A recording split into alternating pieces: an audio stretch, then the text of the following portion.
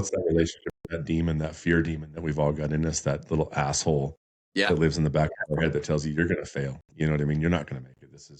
All this shit's going to go wrong. Like, how's that conversation look with that person, that little roommate, that we That all little are born with? roommate, yeah, he's rent free up there.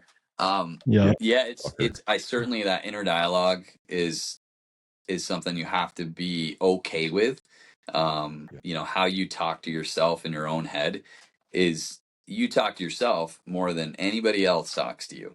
So you have to be careful with how you speak to yourself and how you treat yourself, and making sure that you have that growth mindset. Robin Hood and Little John are walking through the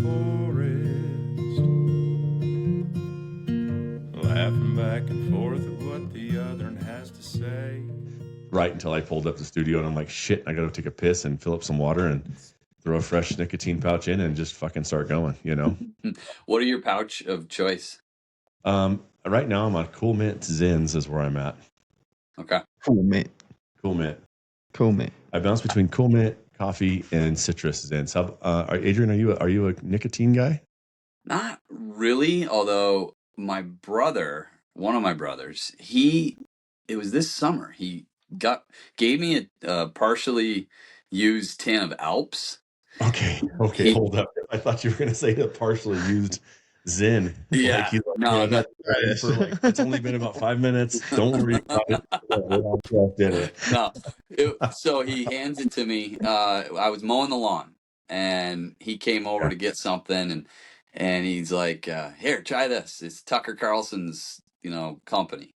And so I was like, "Okay, cool." So I put it in. He's like, "Yeah, less plastics. It's good for you." I'm like, "All right, yeah." So Sure it is. he said, "If you really want a booster, take this caffeine pouch with it." Oh. So, holy hell, I mowed the lawn in like record time, and the problem was, I left that tin in the shed, and any time I would go near the shed, I needed a freaking Alp pouch. It was like I was looking for reasons to go to the shed. This is good. Yeah, I think that's where the habitual piece of it gets you, is, guys that have, like I chewed when I was young, and you just have to, like, you get in the truck, you throw in his in, you finish a lunch, you throw in his in, for me, it was actually always, nicotine was always a tool when I had to get homework done when I was like late in my high school years and through college. Was like, all right, you know what I mean? Any nicotine at that point. I've got to go do my math test or get through this or get through that or write a paper. That's kind of where it started to happen, happen habitually. And I've always attributed it to some level of ADHD, that, and if you do a little poking around, you'll find that, yes, it is a self-medicating version of that. It's a stimulant, right? It helps, for a guy like me, it helps me slow down and actually focus. And I'm not trying to make excuses. I don't think anything, there's no cheat code, right? You pay for it here, you pay for it there. Like, you can't borrow from the old brain. I think it makes you pay eventually, Yeah, I mean, we develop, same with caffeine. You just develop tolerances. Yeah. So the key to successful supplementation of any of these stimulants is to use it. And it's a time dose response that needs to be used accordingly.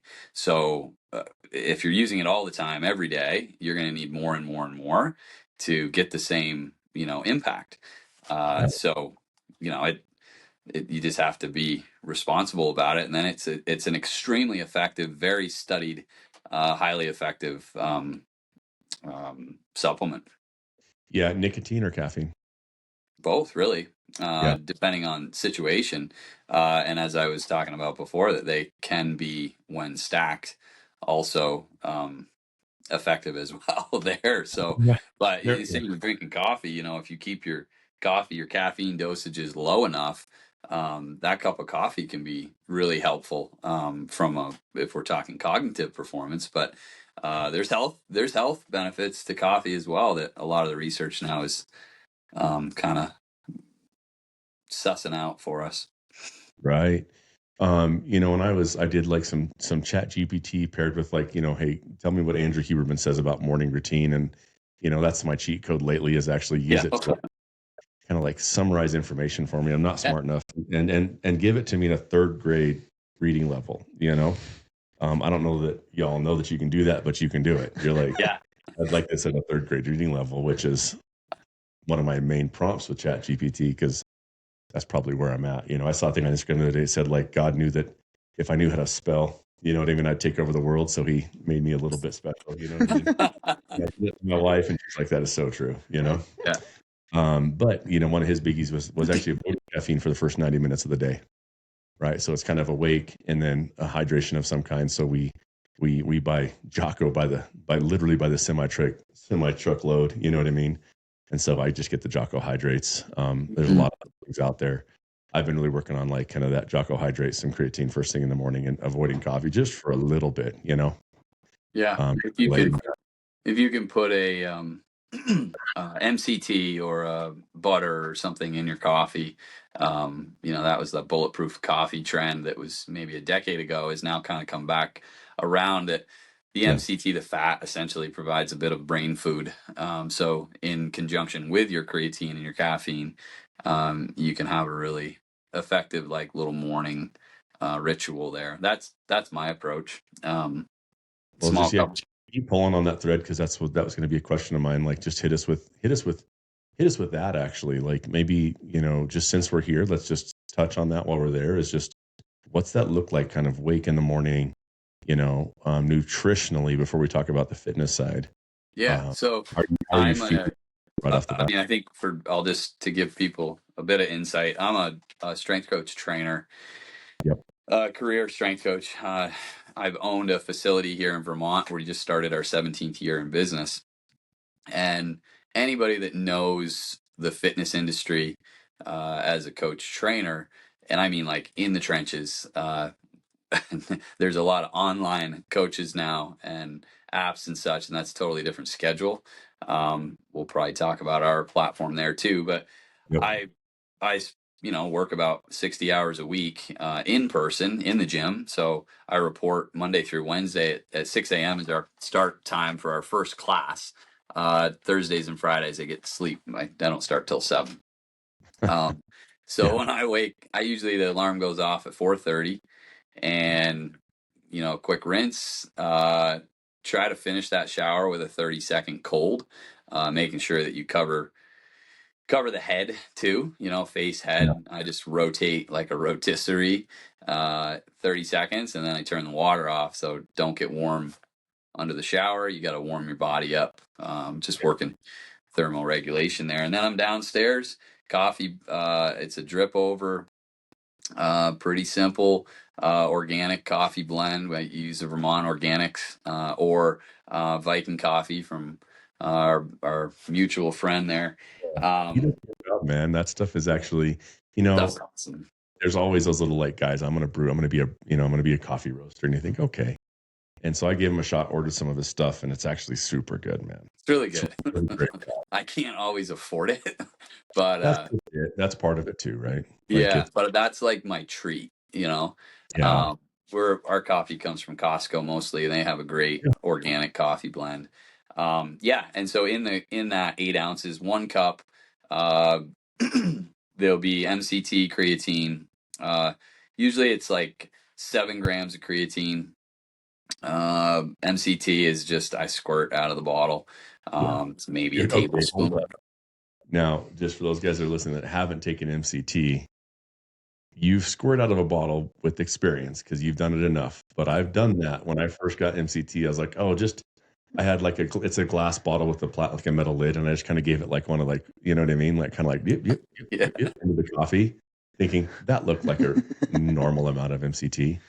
And Adrian, why don't you tell the rest of the people in the world, or all 37 of our listeners, what happens if you just fucking throw a little too much MCT in your coffee, buddy? MCT oil is medium chain triglycerides, which is essentially coconut oil. It's an emulsified oil, so it just makes it easy to mix. We order ours from Thrive Marketplace, which is a great place to get like some of these, food products that you can't necessarily get in your local store. Yeah, so that without going too crazy here and outside of my pay grade, MCT it's a fat, and it's if you it's a brain food essentially. That fat is important, especially when we're in this. You wake up, you're dehydrated, you're in a fasted state. So yeah, I mean, if you go overboard, you might have some GI distress, especially early on. Son, I shit myself for 2 hours. Like, stop. I was like, listen to you talk. I'm like, I've eaten a lot of fat in my life. Look at me. Like, we all know I've eaten a lot of fat, and I'll eat Yeah, butter. you went overboard, bud. But you go too far on that MCT, and you will shit yourself. Like, which is a cool like hack. Like, you don't want to go to that kindergartner, that first grade like birthday party or whatever. Like, you just down some MCT. You'll have like, real life. You're like, wife, hey, listen in. I can't be going. Look at what's going on here. So look what's happening. I'm a mess. what happened to me. Yeah. Don't do it. Don't overdo it. You'll get yourself dirty, man, with MCT. But that's one of my favorites as well. Especially when you got to go like really be like present mentally. Is like for me, it's like how do I feed that brain first thing off the bat, right? So it's like butter in the coffee. My buddies that hunt with me know that I love me some Kerrygold in my coffee in the morning.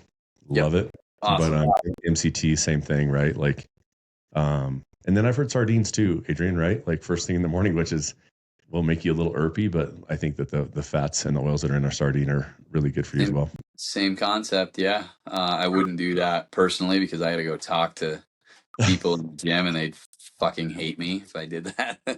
Yeah, but yeah. So then I usually I try to get as much, I try not to do a shake too often or more often than I have to, because it's so important to have the whole food sources. And even if that's whole food per se, it's a liquid diet.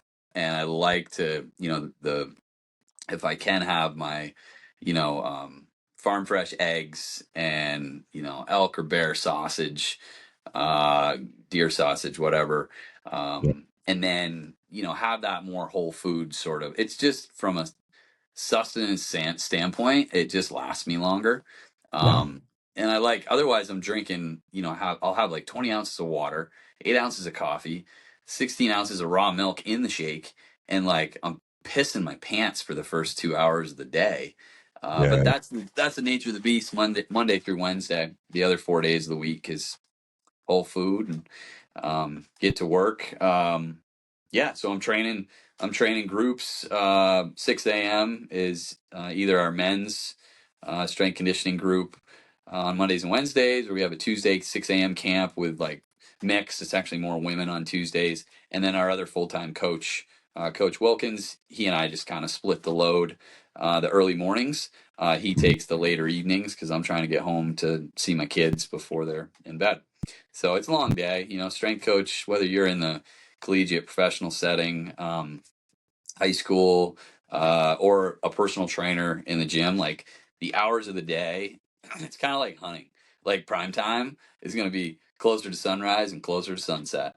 And that's when people are not at work. The kids, like we have a huge population of athletes ages 6 through college. They're not in school then, so like those are our busy times. And yeah, I mean, I laugh. It's like a 10-hour day that's like a off day. Because it just is what it is. It's always 12 hours, 13 hours. And I've just kind of adapted to that over the years. But we have a big break middle of the day, which is really cool to be able to just train, get outside, go for a ruck, eat my lunch slow, and just like chill. And then I come back revved and ready to go, for the second half of the day. Yeah. But yeah, that's kind of the schedule. Cool thing about it is when it gets to hunting season, I don't really change it a whole lot, Right. I'm up maybe an hour earlier. During the Northeast season, we're up, 3:30 or so. And if there's snow, because then we're out looking for tracks and then it's, till dark. So back to camp and that's something I want to talk about. I'm really actually interested. We've known each other for quite a few years at this point now, and we've never really gone deep on that, not just Eastern kind of whitetail hunting. Because in my mind, when you said that, I was like, okay, he sits in a tree stand And he's waiting for something to walk by to shoot. But that is not at all what you do out there, is it? No. It's I do. I totally. I hunt from a tree stand. Prior to, so like the pinnacle for me as a Northeast tracker still hunter is snow during November. Prior to that, I'm trying to fill the freezer with bear meat or early season doe with my bow.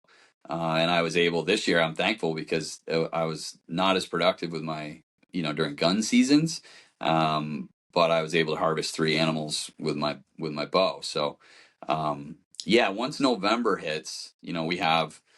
I'm typical stand hunter. I actually just got into saddle hunting this year with my bow, which was cool. I shot a doe out of my saddle the first sit. About a mile back, I rode my e-bike in, and oh my god, it was like I saw it as like really I was the high maintenance type of like, oh my god, I got all this gear and I know I don't need all of it, but I don't really know what I need, so I'm gonna bring it all. And then, like, if I shoot a deer, I'm probably effed because I'm gonna have to drag the deer out, and I got an e-bike, and I got yeah. So of course, I shoot this really nice doe, and have to like do the whole. Okay, I got to drag the doe. It was like 200 yards back to the e-bike, and I get the doe to the e-bike, and then you got my father actually hiked in with a jet sled. And so we got the deer in the jet sled, and then I dragged the deer in the jet sled behind my Rambo e-bike, which was pretty freaking rad. That's beautiful. Yeah. But yeah, anyway, that's neither here nor there. I like saddle hunting. That's pretty cool. But once we hit November, that's when the rifle season's open. New Hampshire's actually their first 2 weeks are muzzleloader. And then, but that's like when like a lot of the places in the more northern climates, that's when the rut is starting. So you got deer on the move, bucks on the move. And mind you, these are extremely low density populations of deer in areas. So we're hunting timber company land, private timber company land, or state national forest land. And I mean, when I say low density, I can't give you numbers off the top of my head, but you're a guy from the Midwest or South is going to think there's no deer. There's no deer here. And sometimes it seems that way until they start seeking. And when they get into the seek phase, that's when bucks start laying down tracks, and they're making their swings. And a swing could be, depending on terrain, it could be 5 mile swing, it could be a mile if it's tight quarters and kind of like steep. But they're starting to move and cover ground. That's when you can pick up a track. So when I say we leave early in the morning, if there's snow, we pray for snow. If there isn't, you're still hunting the same areas. It's just way harder because it's like needle in a friggin' haystack. Right. But you're looking for tracks. I mean, the pinnacle is like you're driving the road, it's 4 a.m. and you cut a track in the snow. You're able to determine age. That's a huge art. We figure that it takes, we've talked about this a lot, it takes about 10 years of tracking deer consistently in the snow to have a clue, to where it's like, okay, I know how to respond. I call it hunter agility, responding to the stimulus and what you see and feel in the track, etc. Yeah, you pick up the track off the road, you can park your truck and away you go. Are you From there in the track, like you said, what you feel in the track? Are you putting your hand down in there and going, yeah, how deep is it? How compact is the snow? Like, walk me through that. I mean, yeah, sure. So picture this: like if you've got a dog, right, and it snows, and you let your dog out, depending on the temperature, right, it's probably freezing or slightly below because it's snowing. The dog's going to leave a track. The dog's foot or a deer's hoof is warm. So regardless of temperature, even super cold, powdery light snow, the animal's foot is going to warm the snow enough so that it glazes. Now, when the snow's really wet, you're going to get more of that snow compacting. When it's super dry, fluffy, it makes things a little bit harder. But what you have to do, we become like meteorologists. We're spending more time looking at current, past, and future weather reports than 10 days down the road. We don't really care because we need to know what it did yesterday. If you're in the woods, that's perfect. You can then say, okay, well, it froze up last night. It dropped to 20, 15 at midnight. We got a dusting of snow from midnight to 3 o'clock. And so now you've started to say, okay, well, this track, yeah, it's frozen, but it doesn't have that dusting of snow in it. Yeah. So, okay, I know that it's at least from 3 a.m. If I find the track at 4:30, 5 o'clock, okay, well, that 2 hour timeline there. Then you start to look at how is this animal, like what is the attitude of this animal? Is he searching, or is he going to bed? Is he really scooting along, or is he just kind of fiddle fucking around? And So you start you find him kind of like doing like kind of zigzagging through the woods and doing some of exactly, this. If he's bedding, he's just beelining for someplace.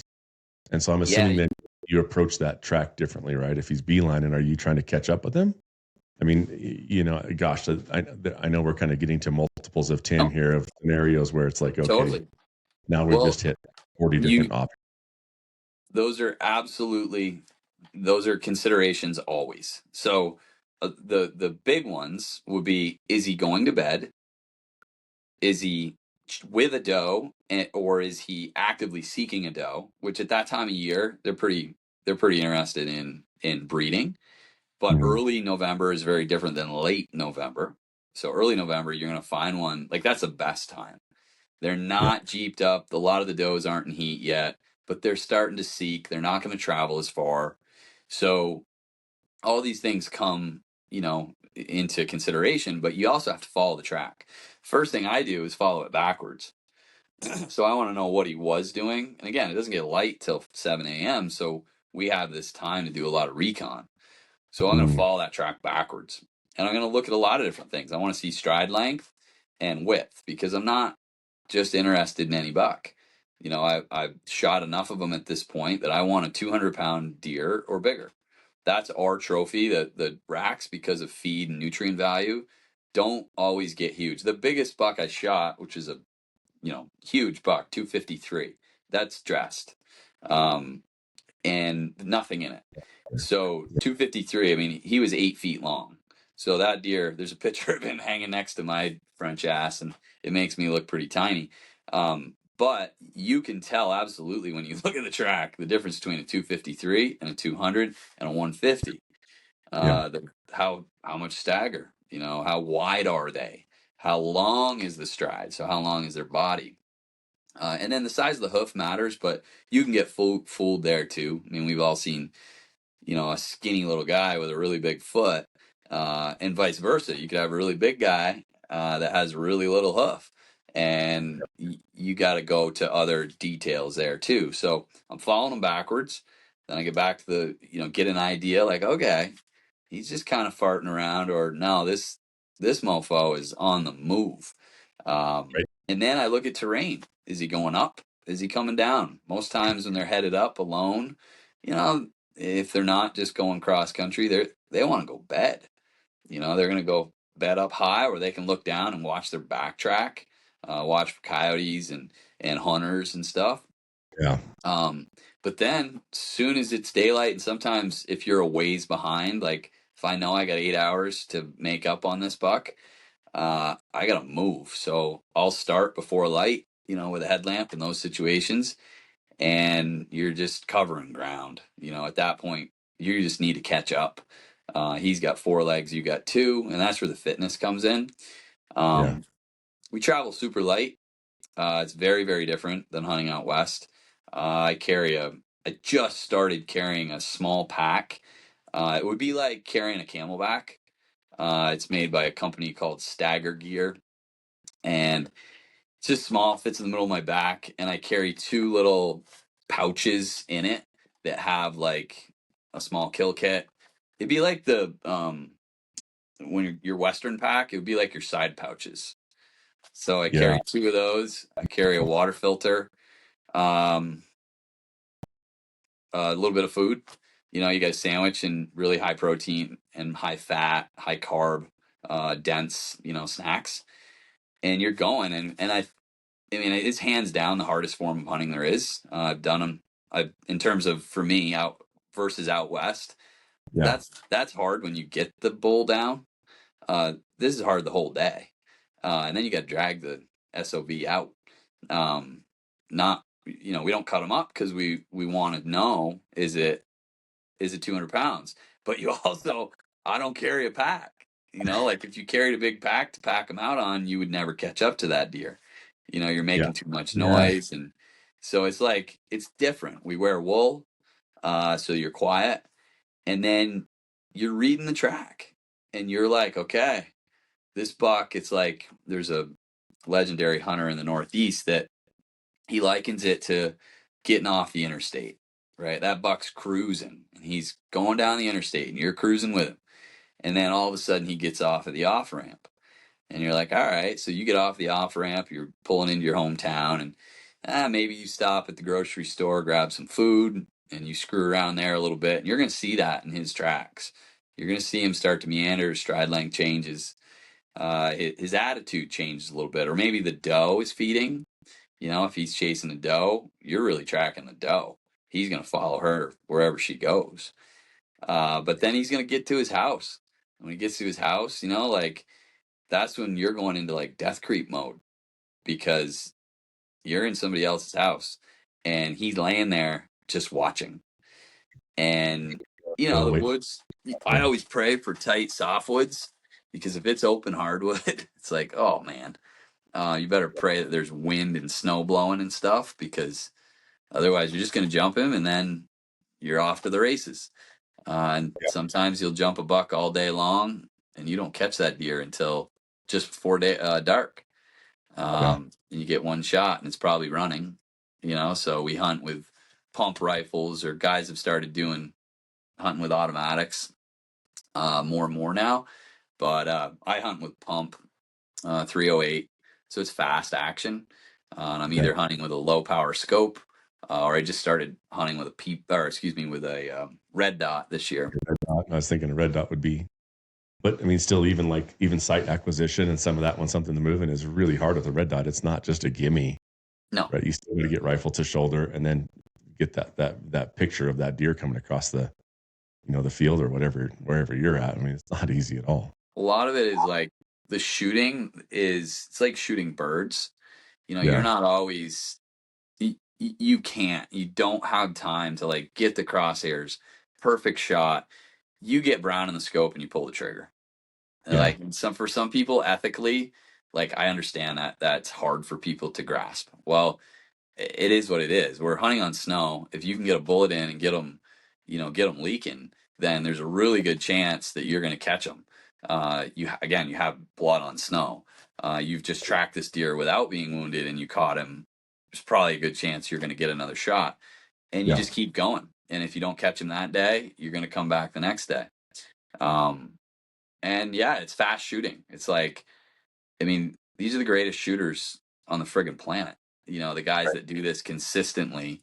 You're shooting deer in thick cover with a rifle on the run, you know, and it's like, and sometimes you'll make a shot and it's like, oh my God, how did I make that shot? And it's just like shooting birds and it's just natural. It's instinct and vision and all of that stuff. You know, athletes always do better. But it's really cool too. I mean, it's also a lot of failure. I mean, it's a long ass learning curve. Yeah. Yeah. But you're good, Bo. Can we just break down the woods? You're saying how you would want to see it one way other than the other. Just a visual, like what are these woods looking like that we're charging through? Yeah, you're right. Hard something and soft. You said that. Yeah, dense and hard. I didn't know what that meant. No go. Yeah, so you're gonna have like I want denser softwood. I like softwood, which softwood is gonna be your coniferous trees. If it's straight hardwood, one, that doesn't provide a lot of thermal cover for deer, so there's not a lot of reason for them to stop. Apart from like an oak ridge, we don't really have oaks up north. Okay. You have to be a bit south to get those. So we're in like the upper northeast region of Maine, New Hampshire, Vermont. And there's not like it's not a lot of feed for these deer, so they're feeding on cutting. They're feeding on like grown up clear cuts and skid roads. So it's all land that's been harvested or logged, clear cuts or selectively cut, etc. So they're feeding on regen. I like thicker woods because it provides me with more cover. Harder to shoot, definitely way harder to shoot. But it gives me the opportunity to make contact with this animal, and I can move. Like if it's super thick, like mired, that's hard. That's going to slow you down, and you get sick of that. That's tough. But if I'm always getting the opportunity or if the deer is getting opportunity to come into these thicker sections of woods, that gives an opportunity for that deer to like bed, feed, slow down, and give me the chance to catch up, because I could be half a day behind him. And you need to be able to cover ground faster than that animal. And if you're in open hardwoods all day, yeah, you can move quick, but they're going to catch you. And then they're covering so much ground after you jump them that it makes for a long day. So my hunting style, I prefer more of the like mix growth, softwood, hardwood, that still makes it okay to move through. It's not a nightmare, but it also provides enough cover for the deer to like hold up once in a while. And all bets are off when they're chasing does, man. I mean, you can get into, we call them barnyards, where like this buck just chased this doe all night long and here and there. And it's like, I can't tell where he is. Did he go that way? Did they go this way? It's all within 2 hours, or he's fighting with another buck and you're trying to sort it out. And so you just end up doing a lot of big circles and you try to find that buck going out. So you got to memorize the track, visually, and be like, all right, that's my boy. Or you might find a bigger one, along the way. You're like, okay, we're going with him. Yeah. Circling around. That's crazy to figure out your one track exiting out. Correct. That's a hard one for me to wrap my head around. Yeah, it is. You just got to do it. Yeah. You screw around, track things enough. I did that out west. We had big snow squall one year, and I was like, let's go. And the guy that I hunt with out west, he's from the Northeast, and he's a killer. He's actually lives in the same town as you guys, and killing bulls every year. He moved out there to elk hunt. And he told me, he's like, dude, you're gonna be totally fine. It's just, there's calling involved and they're vocalizing.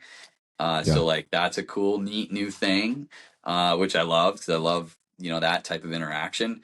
But he's like, if we get snow, oh my God, like, man, is that fun. We got snow the second year, and I tracked a bull that we had heard the day before and just couldn't, like, you guys know how it works. Couldn't quite make it happen. Well, the next day we got it was like 5 inches of fresh snow. I'm like, I'm headed. I'm going right. I'm going to find his track and catch him. That's exactly what I did. I mean, it actually was easy. It's a great big animal. And I just, where I caught him wasn't good for me, and it was for him. No different than tracking a buck. The difference is that an elk, when they take off and go, whoa, like we're covering some ground. So he's like, yeah, don't try to chase him. Like, you got big mountains, and you lost that battle, but it was cool. Cover a whole county in an hour. You know what I mean? They're so gone. They don't stop. I busted 2 bulls in Montana in some pretty wide open country, so I could see him going. And I was like, maybe I can catch up to him. Maybe I can, watch them stop, and they'll settle down and they'll eat. And they just it was just dust for as long as I could see him going. It's like a mountain and a half away. I see them go up and they stop finally. I'm like, dude, that for me is a day hike. You know what I mean? Right. And they just Yeah, covered that in totally. like 25, 30 minutes, Right.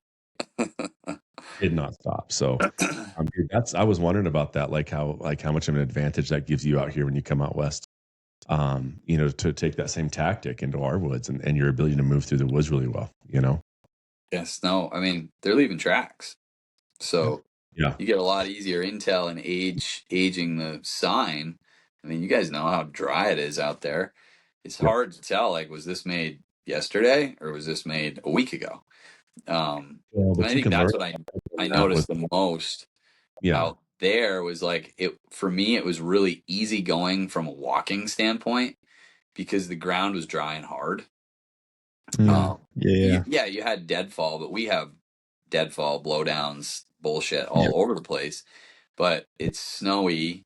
It's, leaves on side hills and it's wet and swampy and slippery and nothing's ever consistent, or you have all this underbrush. So like you're always having to lift your knee up high and the hip flexors and the hamstrings become like really compromised, Yeah. especially if you're shorter of legs. So Yeah. And we see that in your workouts, right? I mean, I do your workouts and it's a yeah, lot of hip flexor mobility strength there of I don't know what you call that. It was in your warm up for a long time, just like kind of that 90-90 yeah, rotating that foot around and that is something I've gotten really proficiently good at because of yep, just those workouts you do. And I noticed that I texted you 2 years ago, maybe three, where I mean I was walking through Deadfall and I was just like it was just really pretty easy, just kind of like womp womp womp womp womp. And it's neat to see that strength kind of show up in the woods because I don't give a shit otherwise. That's what I'm training for, you right, know. yeah, But it was really nice to go. Oh, that works. That helps. That mobility and that strength to kind of keep going because it's these woods out here, especially Colorado. You've been out here enough, Adrian, but I mean, we have blowdown. It's like a pile of toothpicks half the time. I It know. is horrible. It is Yeah, horrible. I So try to walk along the things and not have to. I'm not as yeah, tall as yeah, you. yep, yep, yeah. It'll kick your ass for sure. And so, yeah. I mean, you kind of beat me to it. I wanted to know how that same hunting approach you guys take out in your part of the country applies out here, because you've been really consistent with shooting bulls in Colorado when you come out. And this is of the western states to hunt. You're hunting, maybe a low draw odd, like a 1 point or a over the counter unit, and you're consistent. And so I mean, I know that the two factors that play in for you is your fitness is extremely high, so you're willing to cover a ton of ground, and that's key for shooting an elk, right? Your ability to hear a bugle 2 drainages away and go, yep, I'm gonna get my ass over there. Because now I know myself, I've done it where I'm like, I don't know if I got it in me to get back there in time to still catch them while they're talking because you have that morning window, you hear a bugle or some cow calls or whatever, 9:45 or 10 o'clock, and I've got about an hour maybe to get Mhm. my butt over there and at least get eyes on them. I can hunt them once I'm there if I know where they're at, but then they get dead quiet, and just like you said with an elk, you don't really want to try and you can stalk in on them if you know where they're at, but you stumble onto a herd of elk and well, you just busted that herd out of there and you're not going to hunt them again for 4 or 5 days. Right. No. Yeah. Yeah. Fitness is certainly a factor. I had the same guy there. That friend was able to provide me with some mentorship and like, help expedite the learning curve. But really, I mean, as he pointed out, he's like, you got to be able to, fitness won't be an issue. It's going to be learning how to interact with them, the Yeah. vocalizations. And I think it was probably my third year that I came on to Paul Elknut, and so my buddy out there, he's super effective. Like he's a killer, several a Yeah. year, and like amazing. He's not as prone to calling as I like that. Like I Yeah. enjoy the interaction, but as he points out, and a lot of guys pointed out, I read it, like you can screw things up really easily. Yeah. So I started studying the vocalizations and how to interact with them so that if I did get a chance to, call this elk and try to, make it all work, that at Right. least I was going to be giving myself a chance. Otherwise, I might as well keep the call in my pocket and just Yeah. use my fitness and my shooting, Yeah. those things. So that in the the third, fourth, fifth year, that success came from, I guess we got 2 last year, which was cool, or 2 years ago. You and your But brother, right? Came out. with my brother, yeah, and that was his first year, and he shot a stud. But that was totally calling, and the right calling at the right time, not too much, not too little, and just understanding how to talk to him. That is so cool. It's like, oh my God, you're like, okay, I did do that right. I didn't just get lucky and get him to respond. Right. That's part of it. But What do you mean then by right calling, dude? Like you say that, like, and I mean, I've asked this question a number of times on the podcast, but like, walk me through a scenario, man. You know what I mean? yes. Someone's So coming up. Are you starting the conversation? Or are you waiting? Are you moving, hoping to hear that first conversation and then you're responding? How have you learned to approach that? sure. So, I mean, what I've learned, and again, I'm still, I've hunted 5 years out west. What I learned was that, Been really effective. So I think it's key to know that, I think for a guy to come out from where you're at with no intel, outside of here's a general area and come in and kill a bull is sometimes to me more impressive than a guy like myself that lives in this area. I have all the time and all the, resources in the world. And so I think your perspective of coming from where you're at and you're getting dropped in the middle of a chunk of woods and you're shooting a bull. So yeah, that's a big I'll, deal. I'll So use don't. the example of my brother and I's trip 2 years ago, because in this situation, that was a 1 point like draw unit, so essentially an opportunity unit. That my hope was, and this was when there was still OTC, so it was 24. My hope was that would mean fewer hunters. So Okay. I'd never been there. My guy, my buddy out west, he'd never hunted that. But I do a lot of e-scouting, so like at night, it's the same here in the East. I'm looking at Onyx. My wife's reading her book and I'm looking at maps. Yeah. And, it's like I'm studying and I want to be able to figure out as much as I can before I get there. So Nick and we drove out west. We pulled into this unit to literally the area I found on the map, and was like, okay, I like the looks of this kind of section of mountain. I like that there's water. I always look for water. Right. I feel that if you're not looking for water and cover first and foremost, no matter where you are and what type of animal you're hunting, you're really doing yourself a disservice when it comes to the initial phases of e-scouting. So I'm looking for, as I've learned, more northern facing slopes, looking for water, looking for cover, and cooler temperatures. So we had our e-bikes with us, and I had found some roads that we could drive those on. Little did I know you could actually drive your damn truck on it. So that was like, I'm like, what the hell is this guy doing up here? Like, Yeah. holy heck. So Yeah. we rode our e-bikes in the first morning, and I had a waypoint marked. It was kind of like a drainage to a little bit of a park that had what I thought was some good water. You can see that if you zoom in on Google Earth on a bigger computer. And I saw water, and I saw the potential for feed. So we hiked up in there, and at daylight, just before daylight, we had got up to an elevation that we were close to this particular, again, just a waypoint at that time, and we hadn't heard bugles. It was windy, and we were in cows, so they're like beef cows. Yeah. That they were being what do you call that? Where they're in the BLM. Yeah, we'll graze a lot. Like a lot of guys will lease grazing. That BLM is grazing pasture, or even national forest. They'll graze some sections of that. So, and it's always a bummer when you run into them because I've never found elk in and around those. They tend to stay the hell away from each other. Yep. That's exactly what I found as well. So I didn't know that, of course. Maybe there's a way to figure that out beforehand. I don't know. Yeah. So anyway, it was like, well, shit, we're gonna change a little bit here. So we just kind of skirted, and you could see like, okay, we're out of cattle now. And we started working at a different angle into this waypoint. Well, I'm kind of calling along the way. It was dry, and I like to just cover my sound. I'll do the same thing here in the East. I call a lot, which some people don't trust their calling enough. I'm just doing like, little cow calls and calf stuff and feeding and the occasional bull, like really light, not super hardy kind of vocalization, just kind of working my way along. Like we're working along this ridge because Nick and I wanted to move fast. So I'm going to sound like I'm an elk kind of just trucking along. We got up into this particular section where we finally found some elk sign, and we stopped in this one piece of woods where it was like a lot of dead but standing softwood timber, and there was a mule deer standing there. So Nick's never seen that in the woods. This was his first trip out west.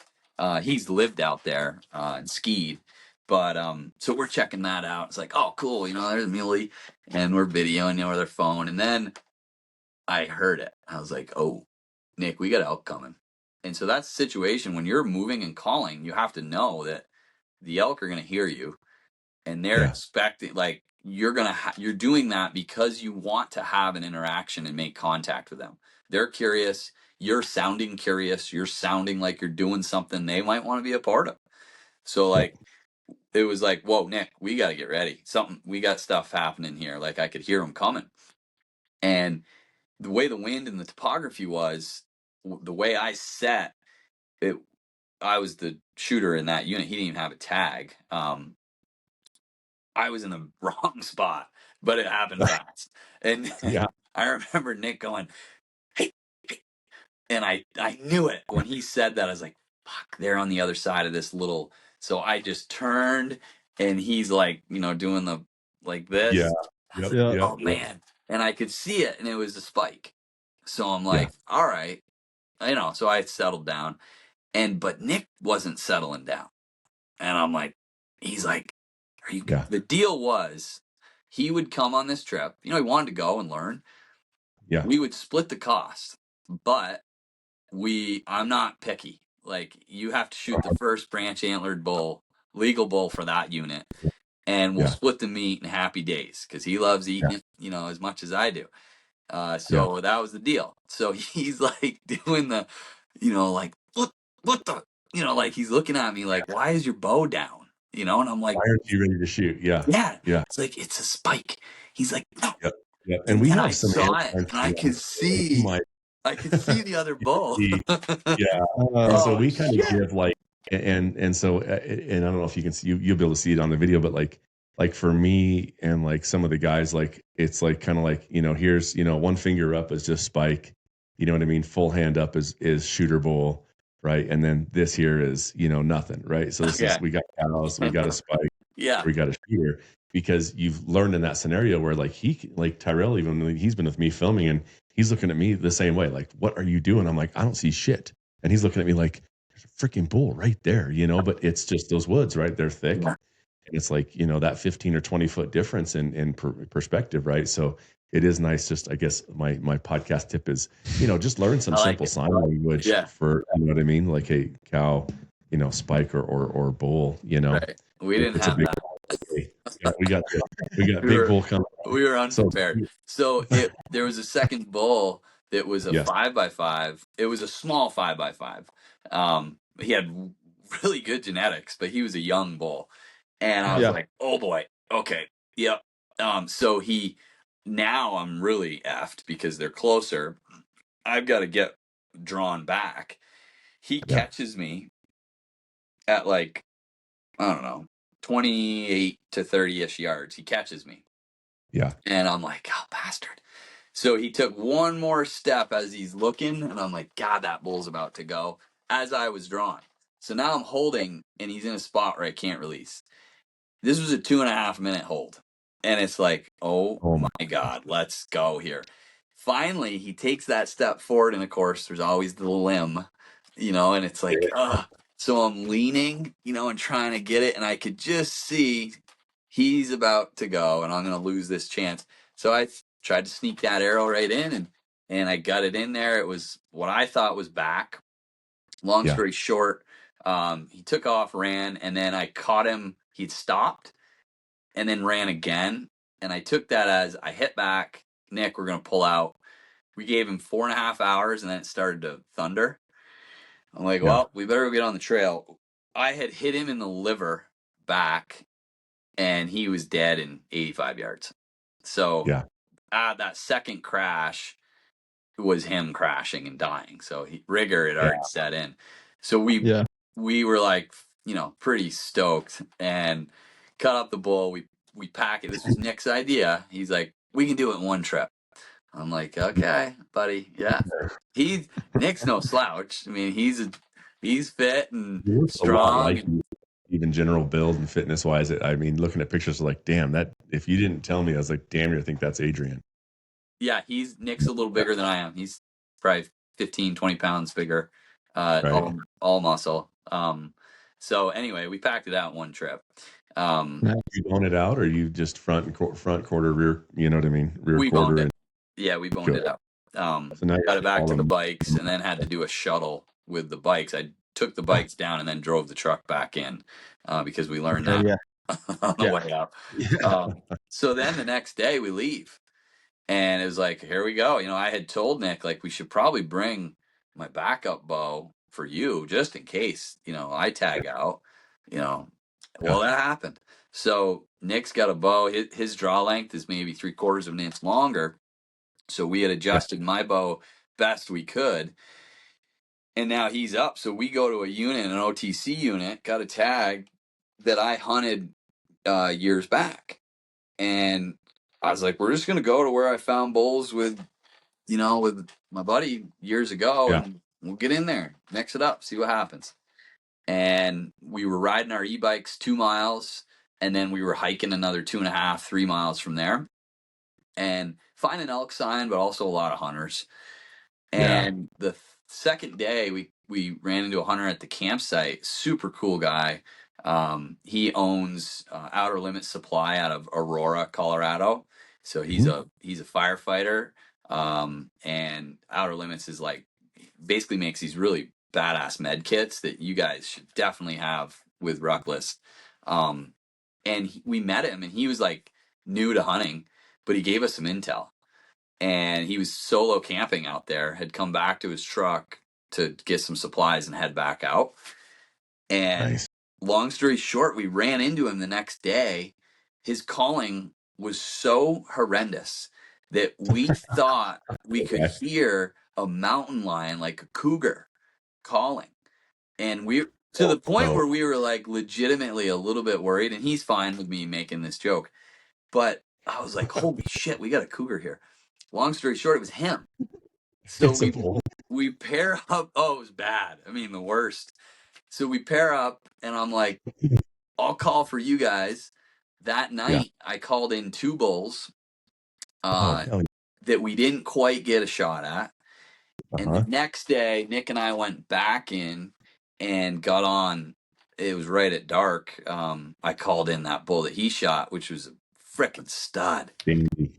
Yeah, and that was cool because, that Nick got to experience the bull a long ways off. I read his tone, called him in, not like on a string, but pretty good. We also knew from the intel and also the day before, we were in a good spot to catch him in his evening travels. And that helps too when you're calling, like make it easier for him. So anyway, Nick shot, that was a big bull. And that took us 2 trips. He learned his lesson on the first one. We wouldn't have been doing that in one. No. So anyway, when they get big, those bulls can get much, much, much bigger. I mean, it's the difference you see, and you've done it with deer too, but you pull that rear quarter off and you're like, oh my God, that's a stomper, right? Yeah. So Nick was like, holy shit, like this is the hide, was thicker by a ton. And it was just a great big bull. So we got 248 pounds of meat off of that animal. And then I think mine was like 168. So it gives you an idea. But pretty cool trip where both times vocalizing and knowing just being confident in your calling and being in the right area where there's elk to talk to, and just being confident, and you're going to screw up. I screwed it up a lot. Yep. But absolutely. Yeah. I gotta piss. I gotta piss. Okay, cool. I'm sorry. You got the urgency these days. My little. Are you still wearing diapers? Yeah, I'm still wearing diapers, but we'll talk about that when I get back. Adrian, thanks for letting me take that. I had to take a little restroom break, and so get us back into it a little bit, guys. So I'm sorry on the other end, but Adrian, thanks for for touching base on the hunting piece. I think that your perspective coming from the east side out to the west is always something me and Tyrel are looking to ask about, because I think there's so much to learn from you guys that are coming to our backyard, and your perspective to me is just gold. And so, dude, I completely appreciate that. And I think that, there's always something to be learned there from you guys. I think you guys are a huge resource for us guys that are out here. We're living in it every day. And we don't know what we don't know, or we just get so used to seeing our own woods that we forget what we're seeing sometimes. So, dude, thanks for sharing kind of your knowledge gained, and just, dude, yes, you're hyper effective when you do come out. So I think when us guys that look at it go like, God dang, this guy comes out here and he shoots a bull in a day and he leaves, and you're like, son of a bitch, there's something to learn there from that guy for sure. So I think like with the back east, like the woodsman, I always this year I kept kicking myself like, I got to be a better woodsman. Yeah. And I don't know exactly what that means, right? But I didn't grow up hunting at all. So I'm 6 years into it or whatever, but it's like, I don't know how to move my feet quietly. I don't know to not go past this point before I look out here, or it's just like those little things. And then we always talk about like the reps. It's like the back east and even the Midwest. It's like, there's that daily lifestyle to it where we're like, we can get out and you could spend a daily life to it, but it's like the ideology around it is like a lot of like off season. We get ready, we do our training here, then we start scouting, we start getting out, but then it's game time, and then it, rewinds. And so I'm just always fascinated by that like daily life of being out. Well, I grew up like many kids do with really easy access to the woods. But I also, my father is a logger, and he, what we call a hand cutter. So he's retired now, but a small cable skidder and a chainsaw, and he's, spending a lot of time in the woods, and his perspective on, which was taught to us, on how to move through the woods quietly and recognizing different types of cover, etc., was something that I had the opportunity to learn in micro doses at a very young age. So, and I think that that's the case for a lot of Northeastern hunters, because it's so hard to hunt here. We don't have the deer population. So if you don't know how to go through the woods effectively, and recognize sign and recognize all the little things that I might take for granted, so that my intuition is very refined at this stage, and I still screw up all the time. So I think about like the newbie, it's hard, really, really hard. And I think for somebody like you that is, still early in your hunting career, spending as much time outside in the woods as a predator, and recognizing things in that mindset and in that mind space is so helpful to how you respond in hunting situations. It just becomes more second nature and more intuitive. Yeah, I think that's just it. We talk a lot about reps out here, and I think that's, of course, we could do a better job of getting out into the woods, but even 100%. There, it's still just not out your back door, right? It's even from here, they're close, but it's still an hour and a half. You know what I mean? Hour and 45 minutes to get your butt out there and get going. So no excuses in that, but I do think that it's that in pursuit of an animal kind of reps that I think there's a lot to learn from you guys on your side of the country that we look forward to kind of be humble enough, I believe, as a Western hunter, to learn from these guys that are coming from the East. I think there's a ton of knowledge out that way, and there's a ton that we can learn from you guys in the style that you guys, the game you play. Yeah, for sure. So, dude, so with that, a big thing that I've taken from you over the years, directly is the fitness side. I know that I'm not a model of fitness. from your guys' perspective, but I do okay in the woods. You know what I mean? Your average guy, I can put him in the ground. You know what I mean? But I tend to hunt with savages, like Tyrel and Joel and these guys that are running ultras. And so I have a pretty high bar for what I expect from a guy in the woods. And I'm usually the worst of the group. But man, I want to talk a little bit about what your approach is to fitness. And dude, not just, I'm not going to say that anybody can write a workout. There are lots of people writing workouts out there, right? But there's so much more to it than, okay, just some sets and some reps, right? Because I've trained, as a professional athlete, I've trained with a lot of different guys across the country and different guys across the world, and it's one thing to get strong. I'll say, I believe that's pretty easy. My son is 14. He's just getting into lifting, and he's asking me all these technical questions. So he'll get online and watch YouTube videos, and he's like, well, should I do this movement this way? And I'm like, dude, bro, you're a twig. I said, move any weight. Come out here. I don't give a shit what it is. Pick anything you see in this weight room up 100 times, and you're going to get that stimulus at his age. Yeah, always will translate to some growth. It's not going to be perfect, but you're going to get stronger. But I feel differently than I, with being fit for the wilderness is a different approach, right? And I don't exactly agree that like you just come and do a bunch of deadlifts, do a bunch of bench press, and you're going to be ready for the woods. Like, you are not. You know what I mean? You're going to put on some mass that's going to be useless. You're going to hate it. I do it all the time, right? I'm like, why? Why do I carry all this weight, right? So, dude, talk to me about that. Especially, I'm just going to say, I'm going to selfishly ask you for a guy like myself, right? That is, I'm a bigger guy. I don't run for fun ever, and I never will. It's not my style. But tell me about your approach to getting guys like us fit, because I feel like you've done an exceptional job of really kind of polishing that skill set to get a man or a woman ready for getting in the woods. And I just want to know kind of what you've seen, what your perspective is, and then I want to ask you also like how to keep us, keep us consistent, keep us motivated, and some tricks for that too, because that's where I struggle as well. So yeah, totally great questions. I think that for this one, I'm gonna funnel the answer to the adult athlete. I mean, I've worked with athletes at every level from a performance standpoint and also from an injury reconditioning lens. So when you're writing programs such as what you guys have access to with Ridgeline, I'm writing that, the lens of, okay, we're preparing for, call it a mission. They want to go hunting. They want to go elk hunting. They want to go deer hunting. They want to be in the woods on their own 2 feet. So essentially that's the needs assessment. So we start to look at what are the training variables. Well, if you're going to go all day, you got to have endurance.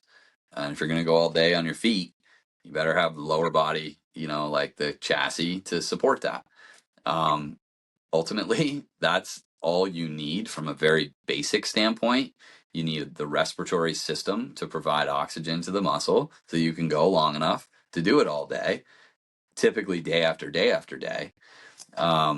And then you need the durability and the strength and stability at your joints, the foot, the ankle, the knee, all the way up through the chain to be able to like move and propel your body along the earth. So like when you look at it that way, it's pretty simple. But then there's all these other factors like deadfall and how that fatigues you, just in the going over it for 10 minutes and how that'll impact the rest of the day. Or coming the day before, you had a lot of going downhill, at the end of the day when it just blew up, the eccentric load is so high that you're so sore the next day. So now we start to bring in, because I have experience there, both in the training world and also in the trenches as a hunter in the mountains of different types, you can start to create these scenarios. So now we know, okay, well, the needs is more than just the lungs and the legs. Like, we also need to be able to carry a pack, shoot the bow, do it day after day after day, prevent injury. Well, what about ankle sprains? And what about, Achilles tears and just, tendonitis, etc. Like, we've got to think about this too. That they're the Soul brothers, Josh and Sam, who avid hunters. Both of them have tore their Achilles in the last 3 years. Right. And it's nothing to speak to their fitness. I don't know what their fitness is. They're both tend to be work hard, but you hear guys say like, man, I just, I don't work that hard. By day 3 in the woods, I'm pretty well ready to go. And I'll agree. I'm like, yeah, you go hard for 3 days. Like your lungs will start to catch up and your legs tend to get strong pretty quickly. But it's that chassis, like you said, it's the injuries. It's not as much about, your conditioning. You can get marginal, like usable enough conditioning where you can kind of stay in the woods and you can tolerate it. But it's the injury prevention that I believe is, I did the same thing. I tore both the tendons off my ankle in a hunt. And that sets you back 2 freaking years. You know what I mean? Yep. And that's, I'm still recovering from that. It's a year later, exactly almost today. totally. And it changes from a biomechanical standpoint. It's changing your movement now. So injuries are going to happen. No coach that knows what the F they're talking about is going to say, I'm going to prevent every injury. It's like kind of trendy to say injury prevention. It does make you more durable and it decreases your chances of these season ending, or like you got to work too and you got to provide for your family and you got other things you got to do. Like if I have a bad injury, knock on wood, like that means that if I tear my Achilles and I'm 9 to 12 months of recovery, well, my entire year of training high school and college athletes is compromised because of the things I have to show them how to do, well. So that's the guy that works with his hands or on his feet, etc. So you got to think about that too. It's the sport of life, not just this 1 month out of the year that we're hunting. So I'm always keeping that in mind. And then our mobility, or how well we move at the joints, that range of motion is so powerful to just feeling better and feeling confident in your movement and not fatiguing as quickly. It's not sexy, and you've seen that in the training. Like we do our, like a prep circuit, and that's like taking your friggin' vitamins. It's like it's going to take you 12 to 15 minutes to get through this circuit, or our warm up incorporates a lot of it. Your warm up is on par with some workouts. I mean, like I don't know if I'm doing the lunges always exactly right, but I think I do 45 to 50 lunges in all different directions just in the warm up. So you get into the warm up, I'm like, oh God. Doing that and the, some lunges and some, I don't know what the inchworms and some of that. You're like, okay, that was I'm getting stronger for sure. Just up here, right. In different ways. Like you said, we certainly still place a premium on strength. But in a relatively speaking, you need to be strong enough, relatively being for your own body weight, which is very different for you versus Tyrel versus me, because we're different, we're made up differently. But you need to be strong enough to have, to be able to move that frame over the earth, up and down the mountains, etc., effectively. After that, like you don't have to go crazy. It's normally there's a greater orthopedic cost with heavier and heavier loads. Like the risk goes up exponentially. You'll never see reps like under 4. We're not looking for maxing out. You'll see testing and performance assessments that are like a minute long, or a carry test or a hang test or things like this, because it's not worth the risk. Like, you want to do it, go for it, but it ain't going to be in a program that I'm writing, because you're not paying me to like put you in that type of situation, especially if it's an online program where I can't see you. Even with our people in person, I'm still not. That's something we just don't do. It is not, nobody's, especially like a parent, somebody coming back from injury, etc. I'm not taking that risk. That's my livelihood and that's your livelihood. And right now you're paying me to be responsible over this next hour for your body. And so I'm not going to, sorry, it ain't worth it. Not worth it. You're right. Exactly. Like even when I was training professionally, like you don't really see professional athletes doing max effort anything. It's just, you go, why in the hell would you ever, we don't need to know that. What is that assessment going to do for you, long term? I had some of the young kids that work out at our office. We have a weight room at our office, and they're like, last Friday was max day. And like, you going to come in and max? I'm like, no way in hell I'm doing that. Way. I know I'm strong. I'm plenty strong, and I've been there before. And I haven't done a max effort or anything since probably 2008. You know what I mean? I couldn't tell you what my maxes are, and I don't care. We do have max effort on like a fan bike test. Or you want to know if you're tough or not. Do a max effort. Yeah, go for a well, minute as hard as you do in a rowing machine, and that'll be the only thing you do that day. You'll be done. right? You know? Yeah, because that I like to say, like, what's most important as a training variable when looking at like how to set up a program. What are the things that are going to kill us first? And that, regardless of age, like, you need to have a strong respiratory system to supply oxygen. And that would be for the Olympic sprinter or the 60-year-old that's trying to go on an elk hunt. Like, you Yeah, still need enough oxygen to supply the muscles with for the elite right. guy, like, just so that he can get through a hard workout. Otherwise he's gassed. And for the older guy, like, hey, that's pretty important. Cardiac, these cardiac events, that's the largest killer for, in terms of comorbidities that we're seeing in our country. Like, yeah, I want to I just want to keep you on this earth longer. Like, and so does your family. So Yeah, I'm keeping that in mind too. And we certainly, like, you'll see less of the sexy stuff that's going to get you popular on Instagram, because I don't give a fuck. Like, yeah, I want you to be effective, and yeah, I don't want you to get hurt. And, like, things happen anyway. Why am I going to increase the risk for that? So the other side of it is also keeping people engaged and accountable. Having the team platform, I love. I train with you guys, like, whether you're doing a workout or not, I'm logging into the exact same program. That's what I'm doing. That is my training. So I stand by it and I'm doing it. And that's what's helping me be more effective. But right. yeah, I mean, it's like, I don't always I'd like to just get to the work capacity circuit, but I know that I got to take care of my spine and my hips and my Yeah, feet and ankles, my calves, because, I'm going to go show sprints to the high school kids, but I also got to go climb the mountains. And yeah, that stuff's really important. So helping people educate, your audience is helpful there to buy in, yeah, but it's also important to have some variability too. A lot of times I'll talk to people that have an online program and it's like they're literally recycling the same thing over and over and yes, over. That's yeah. bore the hell out of me, Just you they know? just click change the percentage button for a 12-week cycle, right? And it Yeah. just go up, your reps go down. And when I see those workouts, I've done enough. I go, okay, I see it. He wrote a week and he multiplied it times 12. And good, honestly, I mean, I'll say for a beginner, anything I won't, in fitness, I always feel like great is the enemy of good. Business, it's the opposite, right? Good's the enemy of great. But I think in fitness, it's like, if you're just getting started, give yourself a ton of grace, and good is good. Yep. And great's wonderful too. But like, a lot of days you're tired, you're beat the hell up.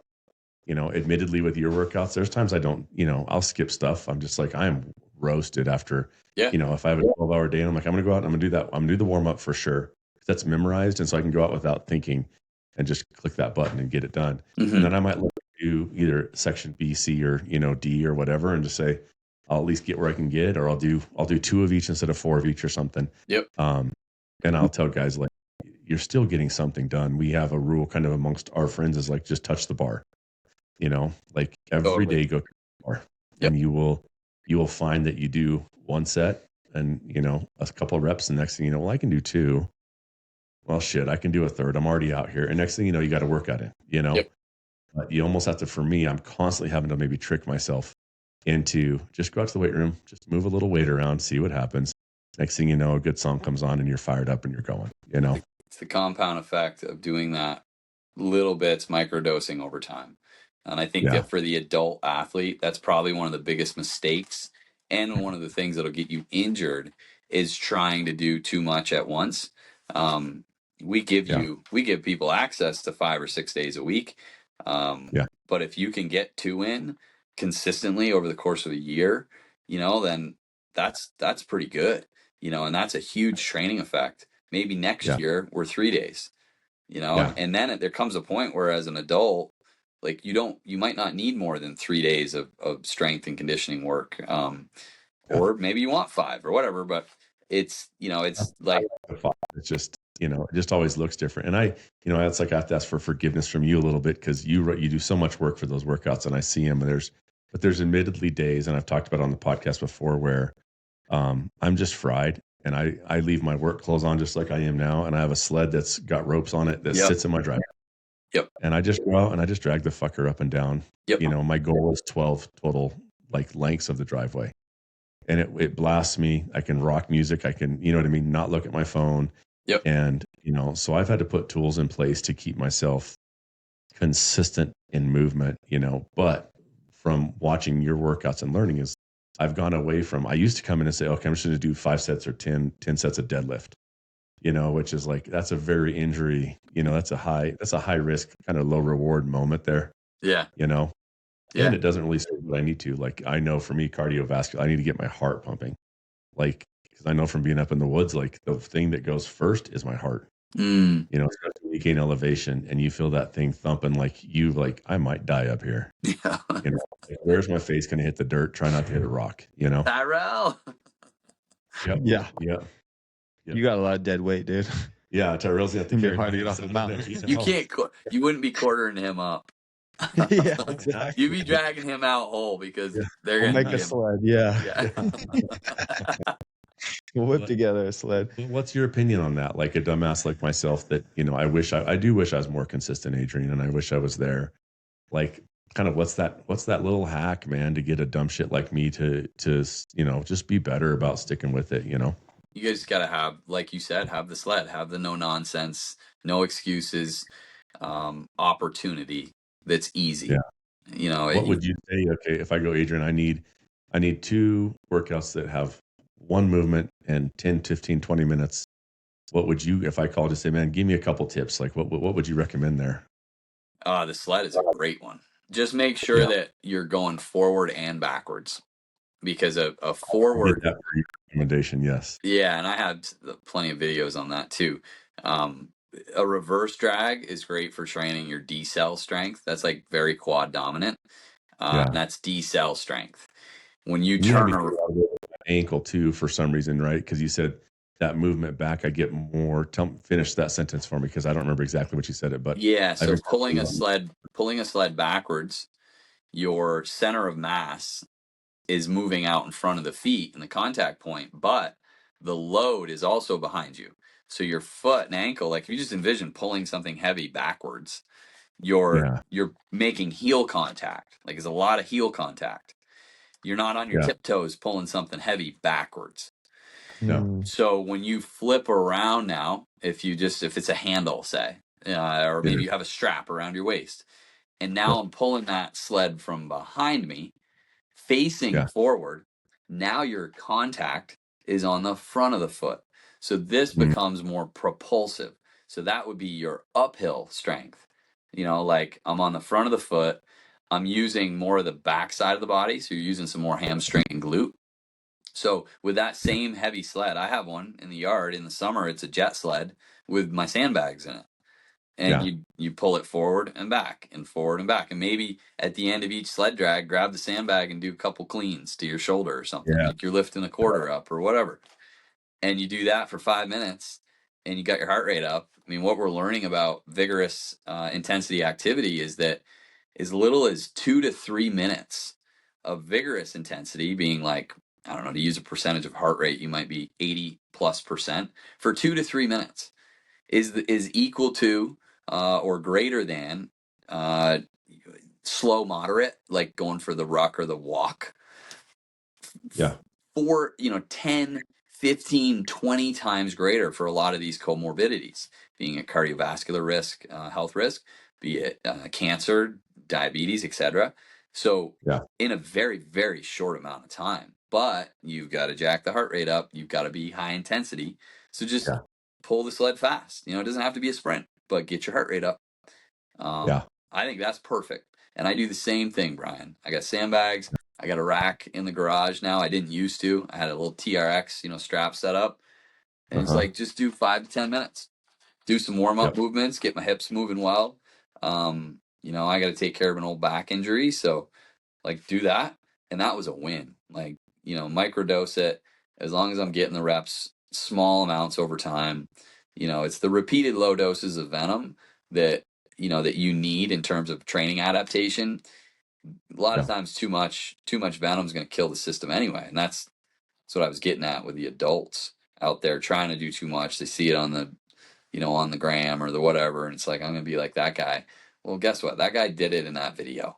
Like if he's smart enough, he's not doing that all the time. Right.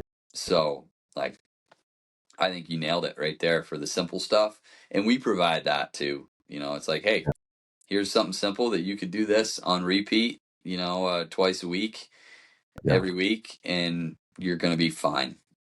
Yep. And then you can mix in those longer form workouts that you have when you've got the time and that mental space to kind of go like, all right, I've got the time today. My day ended up, but I mean, I have a lot of days that are 12 or 13-hour days where, I get home and it's like, I don't even change clothes. Shit, I go straight out to the sled and just drag it. Totally. My wife knows I'll be back in 10 minutes. Yep. I'm going to put on the heaviest music I can find and I'm going to prepare myself. But then you're proud of yourself at the end of the day. You feel good. And I think that's a W you stack on so that when you come back in tomorrow and you do have a little more margin, you go, cool, I won the last 2 days, even though it was just sled pulls. Now I can get in the weight room. I can roll through Adrian's whole workout. Yep. And my heart is prepared to handle some of those long. You got it, man. Tyrel was complaining about the breath hold, kind of finisher or something. You said, oh yeah, Amy and I, she kicked my ass the other night. Nasal. Oh, Amy, she's a freaking. She's a savage. The nasal. Assault bike. So we were in the office. So she did the rower and I did the assault bike. And it's hard to just breathe through your nose for 5 minutes in general. And then, it was that was fun. You came in. That was a fun one. Yeah, you guys were both for a ride, dude. Yeah, that kicked my ass. That's not something you would think about. You're being just like, don't open your mouth and row for 5 minutes. What are we getting out of that kind of physiologically? What's the output of that you're looking for that? I mean, we know it's hard from our end, but what are we attacking? Yeah, you're essentially creating a more hypoxic environment. So you're getting less oxygen, blood flow restriction. It's uncomfortable too, but which is, from a cognitive, mental strength standpoint, like that's helpful. But really physiologically, we're just reducing oxygen and also teaching how to nasal breathe, which is what's most effective in terms of like how our body is set up at low intensities. You're not going to breathe nasal only when you're doing sprints.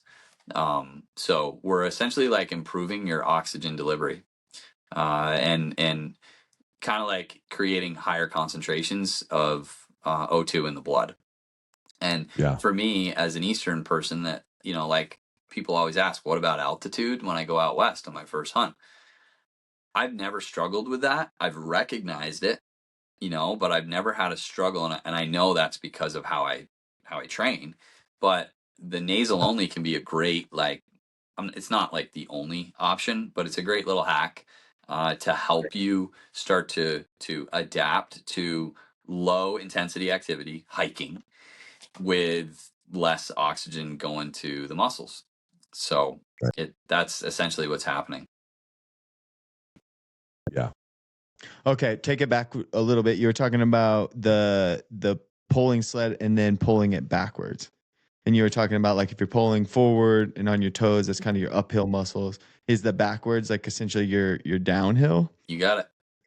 Okay. Yeah, if you're go ahead. In the trail running, like the downhill crushes you. It's been the hardest thing to try to adapt and figure out. Yeah. And in my mindset going in was like, just downhill, this is awesome. Yeah. Just climb that. But that's where all the pain, the joint issues come from. Is all the consecutive downhill. Greater force when you're coming downhill. So there's more eccentric stress on the muscle tissue and the connective tissues because there's more velocity. So greater stress, you have to decelerate or else you're going to collapse.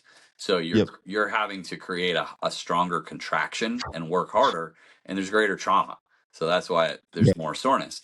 So the downhill running will help improve downhill running, but do it in like interval fashion. So you're not like going a mile when you're starting out, like just do short bouts of it. Reverse sled drags is another really good one. And then there's a difference between in like using a lunge, a super simple pattern, right? A forward lunge, if you're dropping forward, landing on the heel, right? So heel first is more deceleratory.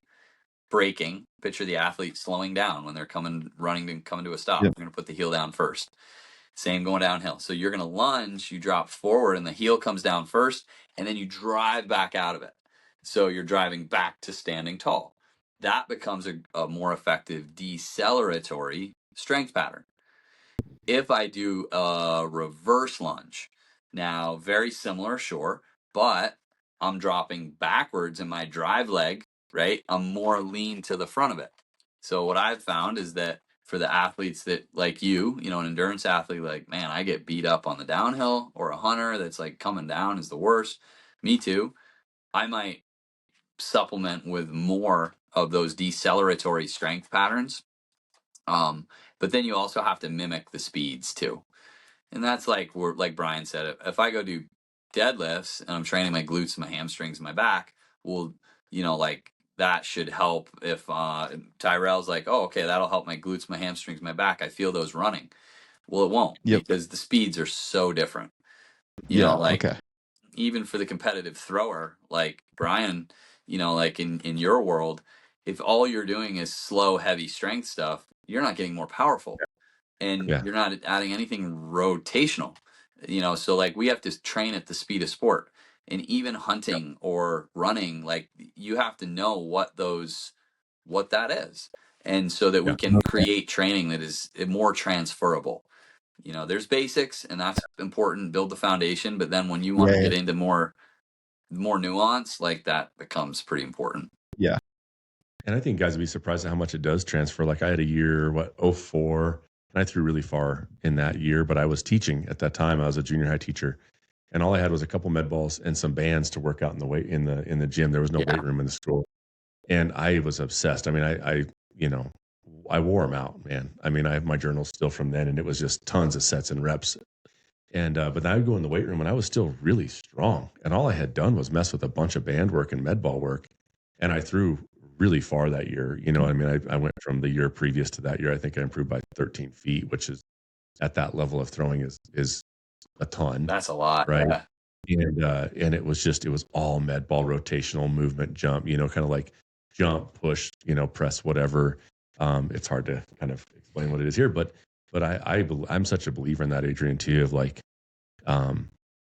you can get so much work done. I think to encourage guys, like you don't have to have a ton of stuff in the weight room. You know, get a heavy med ball or something and chuck that thing around a bunch. You're going to get strong. You know. Yeah.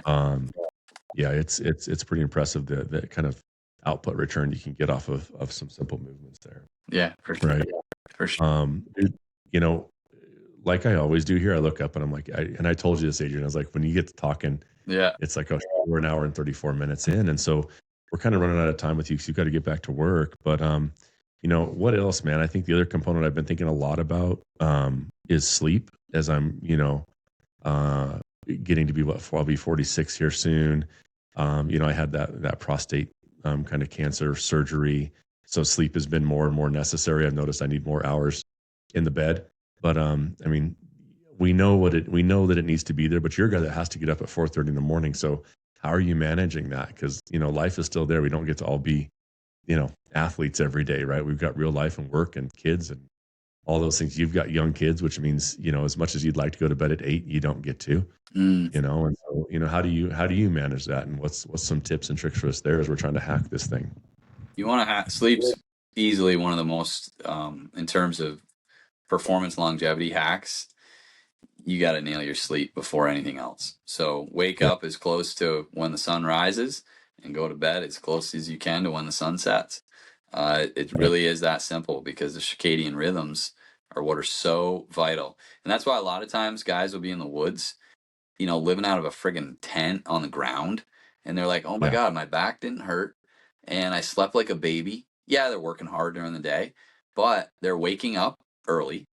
You know, they're seeing the sunrise, which is so important for setting rhythms and or hormonal response to the light. And then they're going to bed because it's dark, and they're not dicking around on the TV or their phone. You know, they're going to bed at night, and they sleep like a baby. Well, from a, you know, wake up earlier. I would say that folks, adults, waking up at 5 a.m. 5 a.m. is a great time. I get up a little earlier only because I have to. But then we're in bed, like even with two small children. We've just, that's so important to us in our health that we're reading a story, to the kids at, like 8. And then we're in bed ourselves by 8:15, 8:30. And Yeah. if you've got something like, if I have more work to get done, I can't do it at night. I'll get up a half hour earlier, because Yeah. then I'm not disturbing that sleep schedule. If my work is typically on the computer at night, get off the blue light, make sure you're wearing blue light blocking glasses if you must be on your computer or your phone. Put the red light filter on your phone at night. Go to bed hydrated. Take some magnesium glycinate, or not. Just eat healthy. Processed foods will disrupt.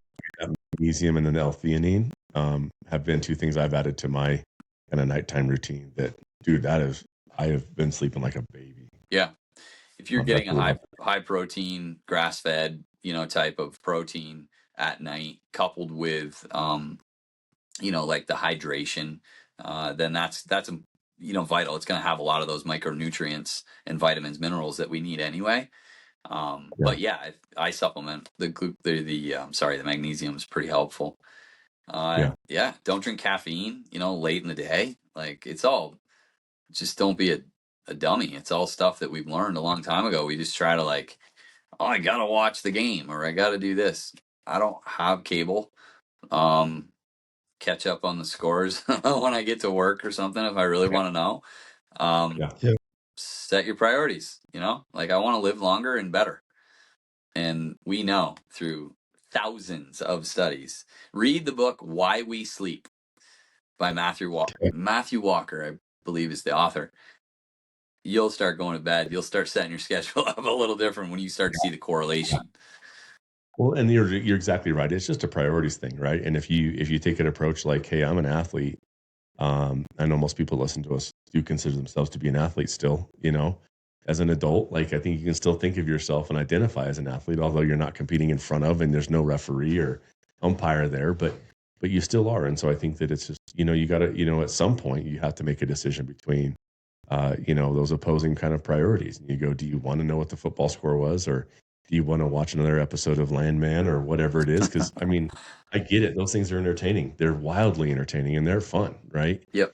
And there's room for that too. But I think that, that 5 out of the 7 days a week, you got to prioritize that and say, no, that's not what I don't get to do that, You're going to be more effective during the day. Yep. So then the hours that you are awake and the people that you're with and the work that you're doing and the hunting or the whatever, you're going to be more effective. So you have a choice. We all have a choice. I'd rather, while I'm awake and people are counting on me and I got to get shit done, I'd rather be better at that than wasting away at the end of the day doing something that probably isn't all that important. But yeah, easy for me to say that people listening are like, yeah, F him.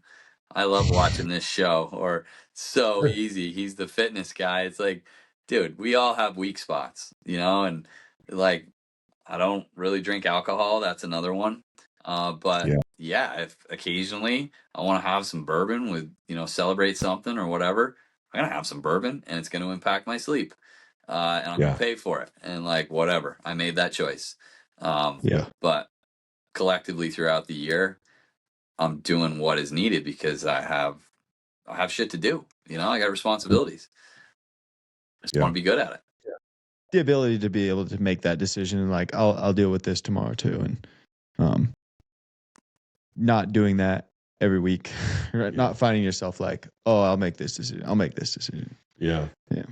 I think so many guys get caught up in, I'm seeing, I guess, more at my age where they get so caught up in the end of the line kind of approach to they go to work, they're working toward that pension, their goal is to be, finished at 65, and they're not really thinking about the quality of the day every day between now and then. Right. I think we're trained so much to think about okay, out here, I'm just working to be done. Right.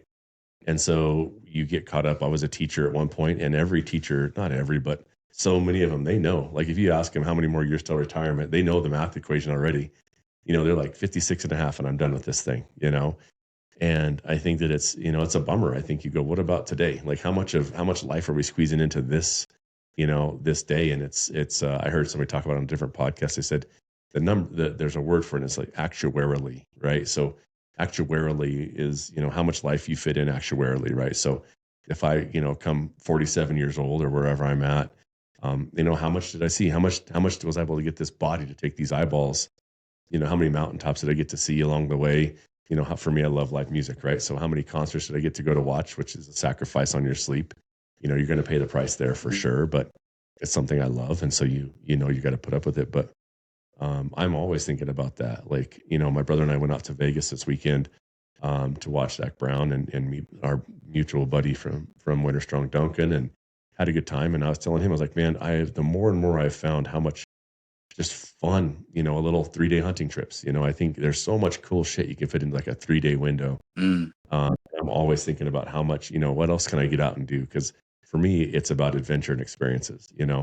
I just want to have those little micro adventures. It doesn't have to be a 2-week thing and it's this big kind of, safari type approach to it. It can be just those little day and a half here, 2 days there, go get on a raft and float a river for a day and a half and catch some fish. And so I know that's a distraction from the sleep thing, but it just got me thinking about how so many people aren't really thinking about, I really want to juice this single day today for as much as I can. Yep. They spend so much of their time in the past, things they could have done or the stories they'll tell from the past or in the future of this like idea of retirement and being finished. And it's like, man, I really don't think about that. I think about how much good shit can I fit in today, right? And I think that's that approach you're taking is like, I want to get some sleep because tomorrow I want to be effective. I've got a lot of stuff I want to get done in the day tomorrow. Can't afford not to, right? Literally, like literally. You're another you've clicked you've turned the volume up on your business where you're building a new building. You've added pressure to yourself there. So now you're in a growth mode there as well, right? Where you're like, okay, now I have to take some other big leaps into life. And I'm sure you've had to really look at priorities and go, okay, what do I have to eliminate in order to have this growth moment in my business? Because, my wife always tells me you can have it all. You just can't have it all at the same time, Yeah. And so the saying in training is you can't add one stress without taking something else away because otherwise that's when problems happen. So yeah, I mean, that's why I didn't go out west this year. And as I was telling Tyrel when you were on P break, is that I'm just like, I feel pretty vulnerable right now, which is an interesting time in my career to have that. But I also felt that way during COVID when I literally watched our business turn to like, it was almost gone, Yeah. But I just want to be I'm just trying to be good at everything. And sometimes, you have to learn to say no, so that you can pull something else back to focus on the thing that's more important. And for me, it's always family. I'm certainly not the best at it. That's a place I probably feel that I'm probably the worst. What have you had to say no to, bud? As you've tried to grow your business here and you're expanding, you're building, you bought land, you're building a new structure to house what you're building there. What have you said no to? Because there's times when it's really tight and you go, I don't know where I'm going to get, I don't know, where am I going to find that extra 15%, another 2 hours a day? I know. Well, having a good financial strategy by way of like pro formas and such. I don't have the capital. Our business got slammed during COVID, so it was like I don't have that capital built. I had just enough money to buy the land, and the rest is all based on pro formas and like the bank trusting that you're showing success over the last however many years, and we believe in you. But if it goes wrong, like they don't give a shit. Like that money they get the building and the lot and they'll go sell it. And so like, there's all like, it's calculated risk. But I ultimately, this is fear. Is it fear? Is it stress? Is it everything, right? Like anxiety stems from fear and fear of failure. And I don't want to fail in the face of others or my family or myself. But I also know that it ain't gonna, like, I won't let it, it's like stressing out for a speaking event or something. It's like, it always goes well. because you put the time in and you've got the experience, etc. But it's still like, you have to understand, like, there could be a risk and it could Yeah. fail. And how will that impact my family? What's that So relationship with that demon, that fear demon that we've all got in us, that little asshole yeah, that lives in the back of our head that tells you you're going to fail. You know what I mean? You're not going to make it. All this shit's going to go wrong. Like, how's that conversation look with that person, that little roommate, that we that all little are born with? roommate, yeah, he's rent free up there. Yeah. Yeah, Fucker. I certainly, that inner dialogue is something you have to be okay with. How you talk to yourself in your own head is, you talk to yourself more than anybody else talks to you. So you have to be careful with how you speak to yourself and how you treat yourself, and making sure that you have that growth mindset, and also like allowing somebody else saying, "Hey, you're doing a good job," to be like, to help let that build you up. Just like me as a coach, I'm building folks up, and I'm being that positive influence. You have to find the way to like step back a little bit and be like, "Hey man, look what you've done over 16 years, and Yeah. what this facility is going to allow you to do." And also for me professionally, just like, to not pay a lease to somebody else, paid over $500,000 in lease since we started. Yeah. And like, so that alone, but then also look what we'll be able to do with all of our outside space, and how we're going to, all the things professionally, from a speed and agility standpoint, to just the joy of opening up the doors and letting folks go outside and run on the outside turf, and like all these things that professionally I haven't been able to do. That gets me fucking pumped up. And Yeah. that's like that's my inner dialogue of like, that's my hype. And I think if you don't have hype and you can't create it, probably don't do it. Right. Because it ain't worth it. Go put your energy into something else. And there's plenty of other things I could do. This is, apart from hunting, strength conditioning is like the only other thing I'm kind of good at. So I'm gonna stick with this until the fucking wheels fall off. And if they do, well, whatever. I'll sell that asset and start over. Maybe Yeah. I'll call Ruckless for a job. We're in this happy spot, but we're Yeah. going day, like, I need a hype gun in my head at times, because you just, with Rucklist, you go, we've got a lot to build, and it costs a lot of money to put something out there that we're really proud of, and I've burned it down twice, because it just wasn't something we were really proud of yet. And we go, we can do better, and it's kind of like a chef making a recipe, and you watch it and you go, they just toss it in the trash. And you're like, I'll eat the shit out of that. You know what I mean? But they know what they want, Yeah. and we're the same. Like, I know how I want Ruckless to show up for people, to be a resource to really serve them well as they try and go on adventures. And we're not there. We're there. I've got the blueprint now.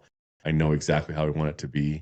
I'll write the last couple of checks here, and the developers will get it done. And I'm super excited to see how it comes out for people, because, man, I really believe that it's a resource that we need, and I'm proud of it. And for me, it's kind of like you. If I get to be a part of, somebody's journey, some level that I can support that adventure and the things that I have so fallen in love with, and it brought me so much joy and so much life that I've shared with, guys like you and my brothers and friends, that I cherish. Like, those are the memories when I die. I think that's the reel that's going to be playing through my head, is these adventures I've gone on with friends and my family and my kids and my wife, and all these beautiful, like, places I've got to see that, I know for sure I've put my foot on ground that nobody else has ever put their foot on, and it's pretty neat to think about. So I get you, man. And it's hard. You try and do something great or something different, and you go, be ready for the freaking fight, and so far we've been really lucky. I haven't had a lot of doubters. I love doubters, though. You know what I mean? Just like, I'm sure for you, if somebody came and said, you aren't going to be able to do this, you're going to fail, you're like, that's exactly what I needed to hear, because that's the very thing that'll get me to finish this thing. Totally. Yeah, for sure. So it's but it's good, dude. But man, hey, thank you so much for your time and energy. Let's wrap it up here, and we'll do it again with you, Adrian, because you're a legend, and we're in pretty good communication, because you're trying to make us stronger, and get us where we're trying to get. So I appreciate your in that sense too. And so, man, thanks for coming on the Ruckless podcast. I hope everybody got it. I know if you listen to it, you got something out of it that was good. Yeah, I think we're there. So, hey man, are we going to see you in a couple weeks at Winter Strong? I won't be there. No, I know. My damn heart. I'm sorry. I talked to Isaac the other day about it. He was actually up here. We went to a funeral. And unfortunately, just too much going on. I coach ski racing on the weekends. My kids, just too much happening.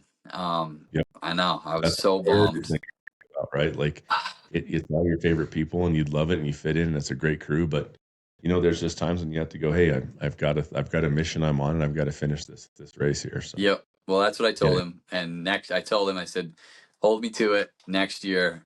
Next year I'm coming back. And try to get one of those captain seats again on the archery shoot. And Yes, sir.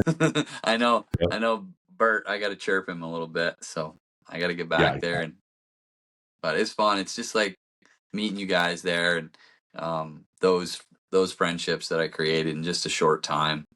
For somebody I don't get out a lot, so that was like a really cool opportunity to meet and hang with like-minded individuals and have some friendships come from it that I really cherish now. So I appreciate you guys and I know God had it, Jay and I run into each other, that day, the first day there, and it was like match made in heaven. It was. Yeah. So, He's a big man. He knew you were coming on today, so he definitely sent me some things. He's like, I need you to talk to Adrian about, a lot of for him, that big woods hunting. He's in love with it. I think that's a dream for him. So yeah, if you guys have it, I'm sure you guys need to connect and get him out there so he can experience that type of hunting. And yeah, knowing Jay, he's a killer. He'll do really well there too. I've never seen that guy not perform in the woods. Well, he's from New England.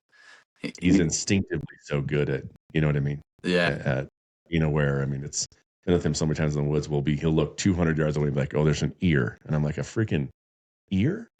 You know what I mean? He's like, yeah, there's an ear behind that log. And I'm like, okay, I'll just trust you. You tell me what to do next, So that's cool. It's good. So, all right, brother, you've got the kids coming in here in about 25 minutes. So I appreciate the hell out of you. Thanks for your time. And we'll do best with it. Okay. Thanks. Appreciate you guys. Take care. Thanks, man. Have a good day.